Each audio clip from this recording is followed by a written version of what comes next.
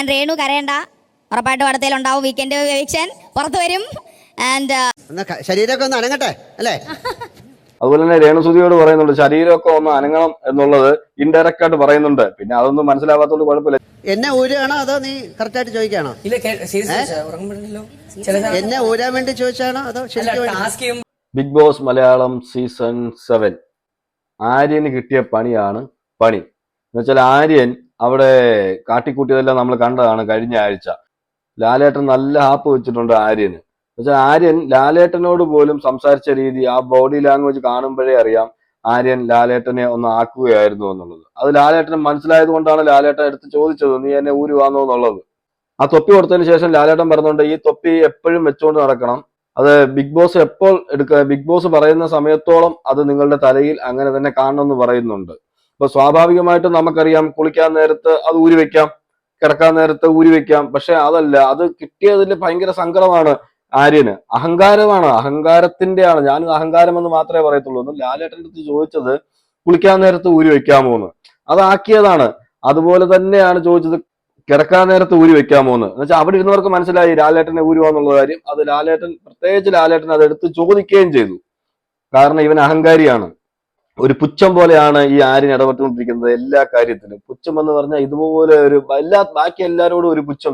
ആര്യൻ എന്തോ ഒരു സംഭവമാണെന്ന് ഞാൻ നേരത്തെ ഒക്കെ പറയുന്ന പോലെ, ഇപ്പൊ പറഞ്ഞ പോലെ കുന്നംകുളം രൺബീർ കപൂർ എന്ന് തന്നെ എല്ലാവരും വിളിക്കുന്നത്. കുന്നംകുളം രൺബീർ കപൂറിന് ലാലേട്ടനോട് പോലും റെസ്പെക്ട് കൊടുക്കാൻ അവന് തോന്നുന്നില്ല.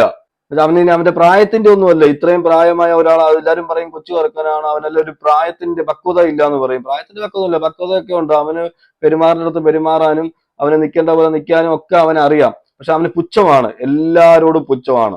എന്തായാലും ലാലേട്ടൻ അത് മനസ്സിലെടുത്തിട്ടുണ്ട്.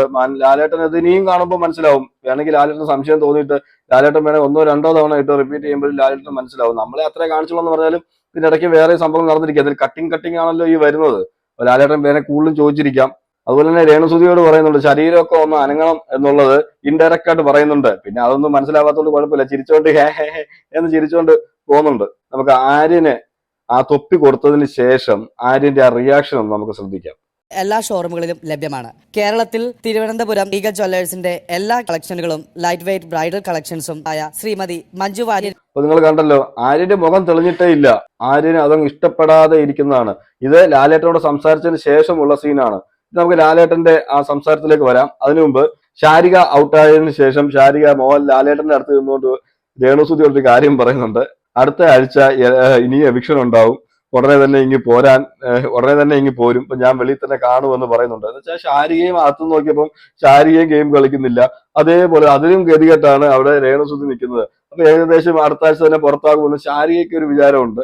അതുകൊണ്ടാണ് ശാരികയായിരുന്നു രേണുസുതിയുടെ അടുത്ത കൂട്ടായിരുന്നു. പക്ഷെ ശാരിക പറഞ്ഞു അടുത്ത ആഴ്ച ഇങ്ങ് പോരെന്ന് പറഞ്ഞു. അത് തന്നെ ശാരികയുടെ മനസ്സിൽ കാണും, നമ്മളുടെ മനസ്സിലുള്ളത് തന്നെയാണ്. അവിടെ ഒന്നും ചെയ്യുന്നില്ല, അത് ശാരികയ്ക്ക് മനസ്സിലായിട്ടുണ്ട്, ഒന്നും ചെയ്യുന്നില്ലെന്ന്. എന്തായാലും എവിക്ഷനി വരുമ്പോൾ പുറത്താകും എന്നുള്ളത് ഒരു ക്ലൂ പോലെ രേണുസുതിയോട് പറഞ്ഞിട്ടുണ്ട്. രേണുസുതി അത് തലയാട്ടിയൊക്കെ സമ്മതിക്കുന്നുണ്ട്. നമുക്ക് അതൊന്ന് കാണാം. ആൻഡ് രേണു കരയണ്ട, ഉറപ്പായിട്ടും അടുത്തയിലുണ്ടാവും വീക്കെൻഡ് എവിക്ഷൻ പുറത്തു വരും. ആൻഡ് അടുത്ത ആഴ്ചയിൽ എവിക്ഷൻ ഉണ്ട്, എന്തായാലും പുറത്തു വരും എന്ന് പറയുന്നുണ്ട്. എന്ന് വെച്ചാൽ അവിടെ ഇരുന്ന് ഗെയിം കണ്ടവർക്കെല്ലാം, അകത്തിരുന്ന് ഗെയിം കണ്ടവർക്കെല്ലാം അറിയാം രേണുസുതി അവിടെ ഇപ്പൊ എത്രയോ പേര് വെളിയിൽ പോയി. ഈ പറഞ്ഞ കലാഭവൻ സരിക പോയി, ഈ പറഞ്ഞ ശാരിക പോയി, ബിൻസി പോയി, അങ്ങനെ പലരും അങ്ങനെ കളിക്കുന്ന ഗെയിമിലേക്ക് ഇനിയും വരാൻ സാധ്യതയുള്ള ആൾക്കാരായിരുന്നു ഇവരൊക്കെ. പ്രതികരിക്കേണ്ടതെല്ലാം പ്രതികരിച്ചും എല്ലാം ഒരു ഡെവലപ്പ് ചെയ്ത് വരുമായിരുന്നു ശാരിക. അപ്പഴത്തേക്ക് ശാരിക ഔട്ടായി. എന്നുവെച്ചാൽ വേറെ ഔട്ടാക്കാൻ വേറെ ആരും ഇല്ലല്ലോ. എന്നുവെച്ചാൽ വോട്ട് കാണത്തില്ല, ശാരികയ്ക്കൊന്നും വോട്ട് കാണത്തില്ല, അത് ഉറപ്പായ കാര്യമാണ്. അപ്പൊ ശാരിക ഔട്ടായി. പക്ഷെ ഈ പറയുന്ന ഈ 3 പേരും ഈ രേണുസുതിയേക്കാൾ മികച്ച കളിക്കാരായിരുന്നു. പക്ഷെ പറഞ്ഞിട്ട് കാര്യമില്ല, എവിക്ഷനിൽ വന്നില്ല. എവിക്ഷനിൽ വന്നാലും ചിലപ്പം രേണുസുതിയൊക്കെ രക്ഷപ്പെട്ടു പോകും. കുറച്ച് പേര് ഇപ്പോഴും രേണുസുതിയെ വിശ്വസിക്കുന്ന ഒരുപാട് പേരുണ്ടല്ലോ.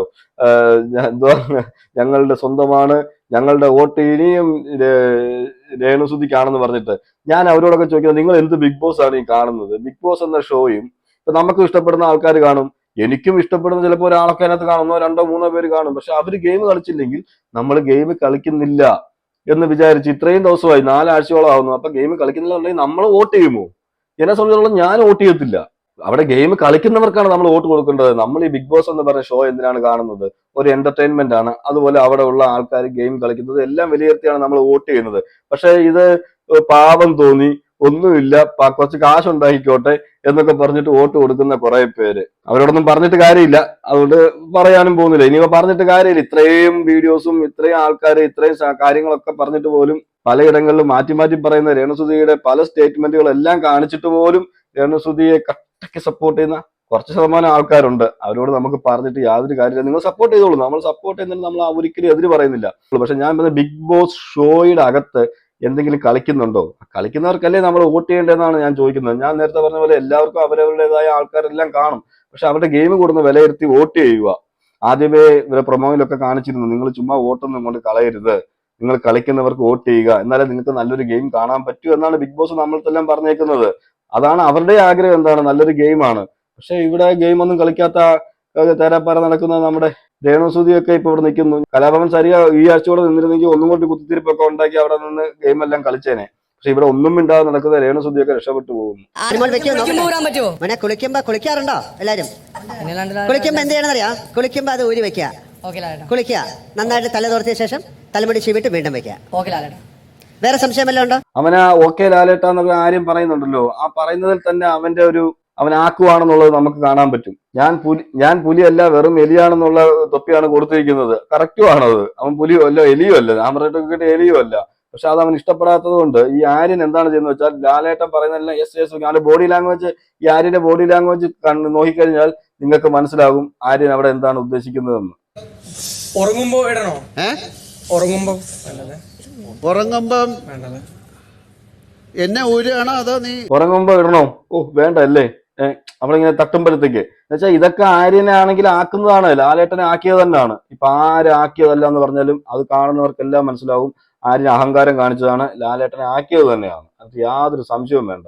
എന്നുവെച്ചാൽ ഈ അഹങ്കാരി സത്യം പറഞ്ഞാൽ ഇവനെയൊക്കെ ഈ അഹങ്കാരം കാണിക്കുന്ന ഇവനെ പോലുള്ളവരെ സപ്പോർട്ട് ചെയ്യുന്നവരെ വേണം സമ്മതിക്കാൻ. ടാസ്ക് കളിക്കുന്നുണ്ടെന്ന് ഞാൻ പറയുന്നില്ല, ടാസ്കിൽ നല്ല പെർഫോമൻസ് ആണ് ചെയ്യുന്നത്, പെർഫോമൻസ് ഒക്കെ നല്ല ചെയ്യുന്നുണ്ട്. പക്ഷെ അഹങ്കാരം അതിൽക്കാൾ കൂടുതലാണ്. അങ്ങനെ ഒരു അഹങ്കാരികളൊന്നും വെച്ചുകൊണ്ടിരിക്കുന്ന പാരമ്പര്യം മലയാളികൾക്കില്ല. അഹങ്കാരിയാണെന്ന് അറിഞ്ഞു കഴിഞ്ഞാൽ, പ്രത്യേകിച്ച് ലാലേട്ടനോടൊക്കെ എന്ന് കാണിച്ചത് വല്ലാത്ത ഒരു രീതിയിലാണ് ലാലേട്ടനോട് സംസാരിച്ചിരിക്കുന്നത്. എന്നെ ഊരുകയാണോ അതോ നീ കറക്റ്റായിട്ട് ചോദിക്കുകയാണോ? എന്നെ ഊരാൻ വേണ്ടി ചോദിച്ചാണോ അതോ ശരിക്കും? ടാസ്ക് ചെയ്യുമ്പോഴും ഉറങ്ങുമ്പോഴും ആ സമയത്ത് എനിക്കറിയില്ല, ബിഗ് ബോസ് പറയാ എപ്പോ ഊരണം. പറ്റുമോ?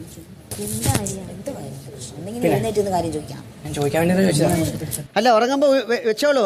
അപ്പൊ ആ ബോഡി ലാംഗ്വേജ്, ഈ കാണിച്ച വീഡിയോയിലെ ബോഡി ലാംഗ്വേജ് നിങ്ങൾ പ്രത്യേകം ശ്രദ്ധിച്ചാൽ നിങ്ങൾക്ക് മനസ്സിലാവും ആര്യൻ അവിടെ ആക്കിയതാണെന്നുള്ളത്. അത് ലാലേട്ടന് കൃത്യമായിട്ട് മനസ്സിലായിട്ടുണ്ട്. ലാലേട്ടൻ അതാണ് എടുത്തെടുത്തെടുത്ത് ചോദിക്കുന്നത്. എന്തായാലും ഇതിനുള്ള പണി എന്തായാലും ബിഗ് ബോസ് കൊടുക്കാതിരിക്കത്തില്ല. ബിഗ് ബോസ് ഇനിയും പണിയുടെ മേളിൽ പണി തന്നെ ഈ ആര്യന് കൊടുക്കാൻ ചാൻസ് ഉണ്ട്. അടുത്ത പ്രാവശ്യം ഞാൻ പറഞ്ഞിട്ട് ഇവന് ജയിലിൽ തന്നെ കൊണ്ടിട്ടിട്ട് നല്ല 8ന്റെ പണിയാണ് കൊടുക്കേണ്ടത്. അതുപോലെ ഇങ്ങനെയുള്ള അഹങ്കാരം കാണിക്കുന്നവരെ ഒന്നും അവിടെ നിലനിർത്തിക്കൊണ്ട് പോകരുത്. സത്യം പറഞ്ഞാൽ ഇറക്കി വിട്ടേക്കണം. അവിടെ നിൽക്കുന്ന മറ്റുള്ള കണ്ടസ്റ്റൻസ് ആണെങ്കിലും ശരി, അവരെല്ലാം ലാലേട്ടനോട് നല്ല മര്യാദയ്ക്കൊക്കെ പെരുമാറുന്നുണ്ട്. ചില സമയത്ത് അവര് ചെറിയ മണ്ടത്തരങ്ങളൊക്കെ കാണിക്കുക, ഇടയ്ക്ക് കയറി സംസാരിക്കുക എന്നുള്ള മണ്ടത്തരങ്ങളൊക്കെ ചെറുതായിട്ട് കാണിച്ചിട്ടുള്ളൂ.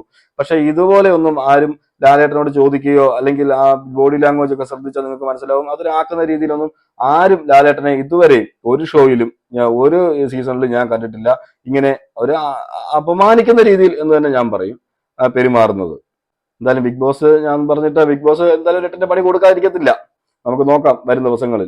അതുപോലെ തന്നെ നമ്മുടെ രേണുസുധിയുടെ കാര്യം ഞാൻ നേരത്തെ പറഞ്ഞായിരുന്നു. രേണുസുധിയുടെ സ്റ്റോർ റൂമിലോട്ട് പോകാൻ പറയുന്നുണ്ട് ലാലേട്ടൻ. ആ സമയത്ത് ലാലേട്ടൻ ഒരു ഡയലോഗ് അടിക്കുന്നുണ്ട്, അതൊന്ന് കേൾക്കാം. രേണു ഒന്ന് സ്റ്റോർ റൂം വരെ പോ, ഒന്ന് ശരീരമൊക്കെ ഒന്ന് അനങ്ങട്ടെ അല്ലേ? ശരീരമൊക്കെ ഒന്ന് അനങ്ങട്ടെ എന്ന് പറയുന്നുണ്ട്. സ്റ്റോർ റൂമിലോട്ടൊക്കെ ഒന്ന് പോകാൻ നോക്കുമ്പോൾ ആന്ന് പറയുന്നുണ്ട്. അപ്പൊ ശരീരമൊക്കെ ഒന്ന് അനങ്ങട്ടെ എന്ന് പറഞ്ഞപ്പോ മനസ്സിലായില്ല ആക്കിയതാണെന്ന്. അത് വേറെ ഒന്നും ഇങ്ങനെ ആക്കുന്നത് എന്തുവാണെന്നോ അവിടെ എന്തിനെ കുറിച്ചാണ് സംസാരിക്കുന്നതെന്നോ. ഇന്നലെ ക്യാമറയുടെ കാര്യം കാണിച്ചു. ഒരു ക്യാമറയായിട്ട് അവിടെ നിൽക്കുന്നു, അതിന് ഇങ്ങനെ ചിരിച്ചുകൊണ്ട് നിൽക്കുന്നു. അതുപോലെ തന്നെ സ്റ്റോർ റൂമിൽ പോകാൻ പറഞ്ഞു.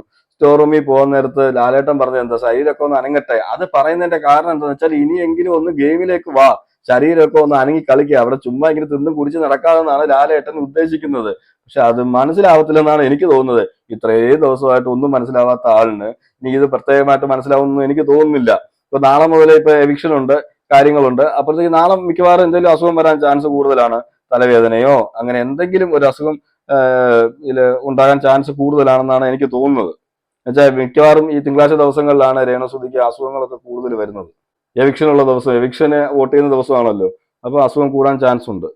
പേൻ പേൻ പേൻ എന്റെ തലയിൽ പേനാണ്, അത് ആരുടെ തലയാണ്? അനുമോള്. പേൻ പേൻ പേൻ എന്റെ തലയിൽ പേനാണ്, അത് ആരുടെ തലയാണ്? അനുമോള്. പേനവൾ ആദ്യം കണ്ടു, കണ്ടതും മുങ്ങി നടന്നു, നാട്ടാരുടെ മുന്നിൽ മാത്രമേ പറയുകയുള്ളൂ. പേൻ പേൻ പേൻ ഇത് അനുവിന്റെ കേസാണ്, അവളുടെ മാത്രം കേസാണ്. അതിനകത്ത് പറയുന്നത് ഇത് അനുവിന്റെ കേസാണ്, ഇത് അനുവിന്റെ മാത്രം കേസാണ്, ഞങ്ങൾക്കൊന്നും ഇതിനകത്തൊരു പരാതിയും ഇല്ല എന്ന് പറയുന്നത്. ഇവർക്ക് എന്താ പരാതി? ഇവർക്ക് അങ്ങോട്ടും ഇങ്ങോട്ടും ഇരുന്ന് അങ്ങ് നുണയും കൊതിയും പറയലാണല്ലോ അക്ബറിന്റെ ഉൾപ്പെടെയുള്ള പരിപാടി. അക്ബറിനോട് കഴിഞ്ഞ ദിവസം തന്നെ ലാലേട്ടൻ പറഞ്ഞായിരുന്നു, ഇനി ഇങ്ങനെ പൊക്കഴിഞ്ഞാൽ അക്ബർ നീ അധികം പോത്തില്ല എന്നുള്ളത്. അതിനെ ഉമ്മയൊക്കെ വിളിച്ച് സംസാരിക്കുകയൊക്കെ ചെയ്തു. ഇനിയെങ്കിലും നന്നാകുമായിരിക്കാമെന്ന് പ്രതീക്ഷിക്കുന്നു ഇനിയുള്ള ദിവസങ്ങളിലാണെങ്കിലും. പക്ഷെ അവിടെ എല്ലാവർക്കും അനുമോൾ ഒരു ടാർഗറ്റ് ആണ്. എന്താന്ന് വെച്ചാൽ ഇവരുടെ എല്ലാം വിചാരം അനുമോൾക്ക് വെളിയിൽ നെഗറ്റീവാണ്. ഇങ്ങനെയുള്ള ഈ രേണുസുതിയെ കുറിച്ച് പറഞ്ഞതും അതുപോലെ മുന്നേ ഉണ്ടായ വിഷയങ്ങളൊക്കെ വെച്ച് നോക്കുമ്പോഴത്തേക്ക് ഇവരൊക്കെ അവിടുന്ന് ഭയങ്കര കാൽക്കുലേഷനും അനലൈസിങ് ഒക്കെയാണ്. അപ്പം അക്ബറും അപ്പാനിയും എല്ലാം കൂടെ അവിടുന്ന് അനുമോൾക്ക് വെളിയിൽ ഭയങ്കര നെഗറ്റീവ് ഒക്കെ ആയിരിക്കും. പിന്നെ ഈ ഫാൻസ് ഒക്കെ ഉള്ളത് കൊണ്ട്, നേരത്തെ കുറച്ച് ഫാൻസ് ഒക്കെ ഉള്ളത് കൊണ്ട് അവരുടെ വോട്ടിലാണ് ഈ പിടിച്ചു നിൽക്കുന്നത് എന്നുള്ളൊരു വിചാരമുണ്ട്. പക്ഷെ ഇവർക്ക്, ഞാൻ നേരത്തെ പറഞ്ഞ പോലെ, ഇവരാരും ചിന്തിക്കാത്തതാണ് വെളിയിൽ നടക്കുന്നതെന്ന് ഇവർ മനസ്സിലാക്കുന്നില്ല. അതുപോലെ രേണുസുതിയെ കുറിച്ച് ഇങ്ങനെ പറയുമ്പോൾ രേണുസുതിയെ ആരെങ്കിലും എന്തെങ്കിലും പറയുവാണെങ്കിൽ പക്ക നെഗറ്റീവ് ആയി പോവും. എന്താണ്, രേണുസുതിക്ക് കുറെ ആരാധകരുണ്ട്, അവരൊക്കെ തിരിഞ്ഞു കൊത്തും എന്നുള്ളൊരു വിചാരമൊക്കെയാണ്. എന്നുവെച്ചാൽ ഒരു പാവമാണ്, രേണുസുതി ഒരു പാവമാണെന്നൊക്കെ പറഞ്ഞ് കുറച്ച് പേരുണ്ടല്ലോ വെളിയിൽ. അപ്പൊ അവരൊക്കെ എതിരായിട്ട് നിന്നിട്ട് ഇവർക്കെതിരെ കളിക്കുമെന്നുള്ളൊക്കെ ഒരു വിചാരമായിരിക്കാം. എന്തോ ആയിക്കോട്ടെ, എന്തായാലും ഈ അകത്ത് പോകുന്ന പോലെ അല്ലല്ലോ പല സീസണുകളും നമ്മൾ ശ്രദ്ധിച്ചാൽ അറിയാം. ഈ അകത്ത് പോകുന്നവര് പലതും മനസ്സിൽ കണ്ടുകൊണ്ടായിരിക്കും അകത്തോട്ട് പോകുന്നത്. വെളിയിൽ ഇവരെങ്ങനെയായിരുന്നു എന്നൊക്കെ അവരുടെ മനസ്സിൽ ഒരു കാൽക്കുലേഷൻ കാണും. പക്ഷെ അകത്ത് പൊക്കഴിഞ്ഞാണ് ഈ ഗെയിം മൊത്തത്തിൽ മാറുന്നത്. എല്ലാ സീസണിലും നമുക്ക് നോക്കിക്കഴിഞ്ഞാൽ അറിയാം, ഈ നെഗറ്റീവായിട്ട് പോകുന്നവർ പോസിറ്റീവ് ആകുന്നതും, പോസിറ്റീവായിട്ട് പോകുന്നവർ നെഗറ്റീവ് ആകുന്നതും, നെഗറ്റീവായി പോകുന്നവർ പിന്നെ പക്ക നെഗറ്റീവായി പോകുന്നതും എല്ലാം ആ പോയതിന് ശേഷമാണ്. പക്ഷെ ഇതൊന്നും അവിടുന്ന് അനലൈസ് ചെയ്യുന്ന ഇവർക്ക് ഒന്നും മനസ്സിലാവേണ്ട ആവശ്യമില്ല. ഇവർ വേറെ രീതിയിലൊക്കെയാണ് അനലൈസ് ചെയ്യുന്നത്. അപ്പൊ എന്തായാലും ആര്യനെ കുറിച്ചുള്ള നിങ്ങളുടെ അഭിപ്രായവും അതുപോലെ രേണുസുതിയെ കുറിച്ചുള്ള നിങ്ങളുടെ അഭിപ്രായവും നിങ്ങൾ കമന്റ് ചെയ്യുക. മറ്റൊരു വീഡിയോയുമായിട്ട് നമുക്ക് കാണാം.